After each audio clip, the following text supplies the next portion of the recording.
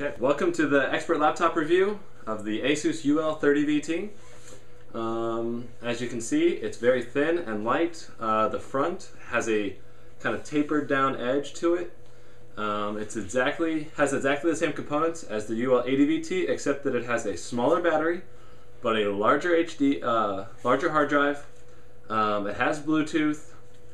Those are the main differences. It is also a 13.3-inch screen instead of a 14-inch screen. I'm just going to show you compare the size really quick with the UL80VT, which I have right here.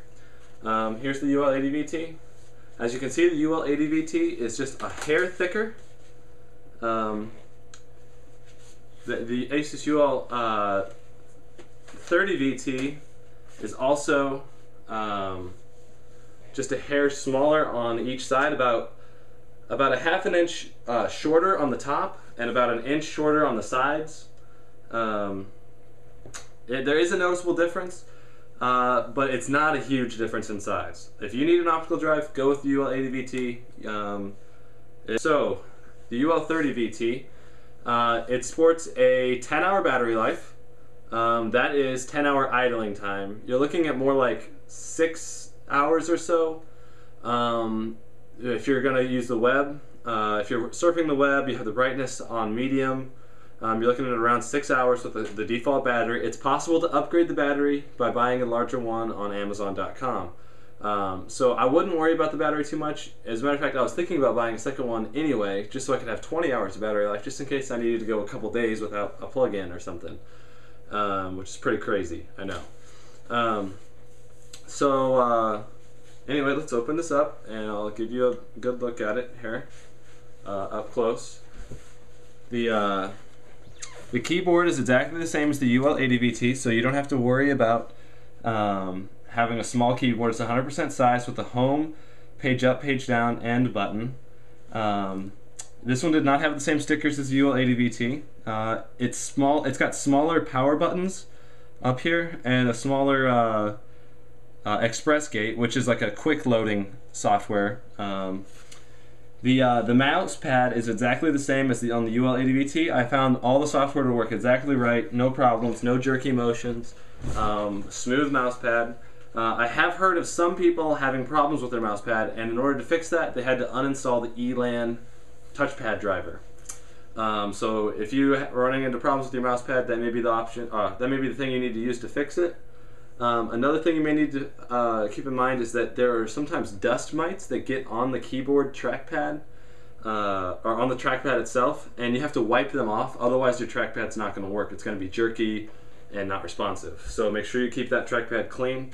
It is a double button mouse that's only one. It's one. It looks like one button with the divider in the middle that you can't click. You have to click on either side. The screen is a good screen. It's exactly the same as on the UL80VT.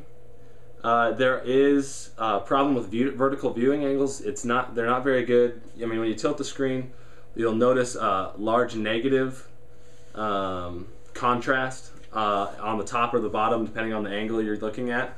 So you have to get really in that sweet spot, and it's a very narrow sweet spot, unfortunately. I mean, it works fine.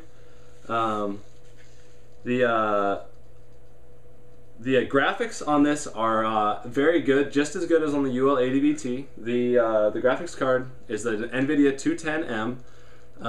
It gets a 3465, right in that range on 3D Mark 06, which is enough to play all the latest games on lowest settings, except for maybe a couple of them. And many of the games you can play on higher settings. So it's very enjoyable. You can play lots of games on it. The battery life, included on this one, you're going to be able to play about 2 hours of games on it before it runs out, because the battery really kills it. The reason for that is that it's got an ultra low voltage processor, and the ultra low voltage processor basically makes it so it hardly takes any power unless you're really using it. And then the ultra low voltage processor will kick in and give you a lot of power. This one also comes up overclocked automatically. Normally it's 1.3 gigahertz, but it's 33% overclocked to 1.73, which really boosts the performance. And so this thing almost performs as good as a normal Intel Core 2 Duo laptop. It's about 90% as fast as a normal one, like a baseline model. It's not like it's really slow like a netbook. It's quick, it's snap, it's fast. You will occasionally notice more slowdowns when you are using like a really heavy program. But it's almost exactly as fast as any other laptop out there right now. That's on a medium to low power scale. Like if you're gonna get a high-end laptop, it's gonna be able to beat this. But obviously, because this is a low voltage processor, so you can have a long battery life and still maintain a thin size. So if you're looking for a laptop that can play games, this can play Modern Warfare 2, it can play Dragon Age Origins, no problems. You have to have it on medium to low settings at native resolution, and you can play those fine. Sims 3, you can play that. World of Warcraft, you're gonna be able to play that. I mean, as far as the port selection, you've got a VGA, an HDMI, a USB, and then you've got a on this side, on the right side, you've got a SD card slot, and headphone in, headphone out, so a mic in and a headphone out, and then you've got a USB and another USB, and then you've got a networking port. Then you've got the power port there, along with a Kensington lock spot, so you can lock down your computer if you need to.